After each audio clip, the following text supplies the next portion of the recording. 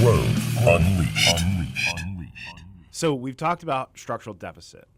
We also know that, in the headlines is often the massive federal government debt.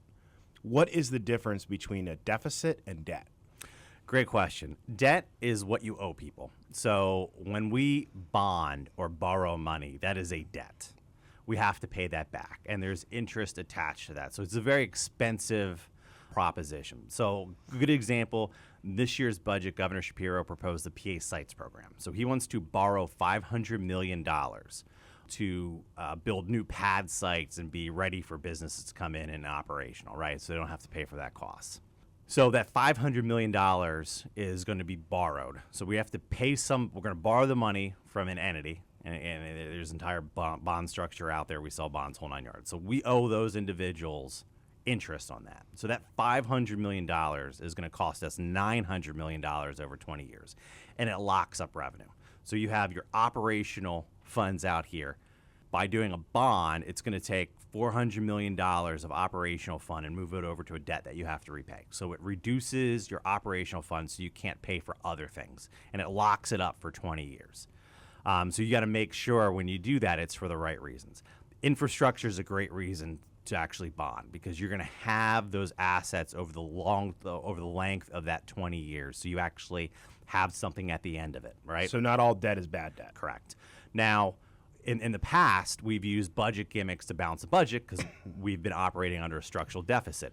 So borrowing money to just put in your operational fund is the worst kind of debt to do, because it's a 1 year, that money's gone, and then you have to backfill it on that recurring cost the next year. So it gets you through a year, but now you've locked up operational funds to use elsewhere. Now, Pennsylvania is also sneaky about our debt. Let's be honest. We don't carry a high debt load as a Commonwealth of Pennsylvania. Actually, it's pretty low. About $10.8 billion. Right. But we shift it on to other organizations, like the Turnpike. Huge debt. And that's why the Turnpike bill goes up, because the House Democrats with Senate Republicans under Governor Ed Rendell passed legislation to have the Turnpike borrow money to pay for mass transit funding. When was that? Probably early 2000s, sometime before I came into office. And that has led to massive debt loads by the Turnpike, which in turn they use their tolls to pay for that. So that's the reality of bad debt. Now, a deficit is when governments spend more money than what they have available to spend. So what does that mean? That means you're paying your mortgage on your credit card, and eventually you hit your credit card limit and you can't pay those bills anymore, so you're going to default. That's what government does when we spend more money than we have available to spend in recurring revenue.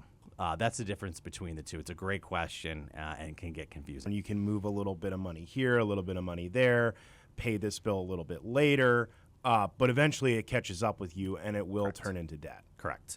And that's what we see in Pennsylvania. So when I worked on my master's at University of Kentucky for financial management, one of the first classes we had was just kind of government finance 101.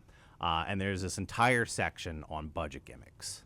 And it listed like everything state governments or governments in general do to get through a budget by doing awful choices. It's called the bad decisions. And we did every single one to balance budgets over the time. So we didn't pay our bills, right? You as citizens have to pay your bills, right? Every day you have to pay your bills. If you owe the government money, you have to pay those. But the government, on numerous occasions, say, you know what, we're not going to pay our bills anymore, and we're going to create a influx of cash this fiscal year. But you still have to pay it the next, right? But it's going to get us through. It's fine. We're going to securitize a revenue stream and monetize it for bonding. Right? What does that mean, securitize? So the Tobacco Settlement Fund, for example. So we get $200 to $300 million a year from the Tobacco Settlement Fund. We're going to take that money and we're going to bond against it. So we're going to get $1 billion cash influx this year to balance a budget. That money's gone because we spent it, but we have to take that revenue stream and give it to private entity that we borrowed the money from. Governor Wolf's plan to lease the farm show He never leased it. He just borrowed money from a private equity firm and then locked in payments over the next few years for that.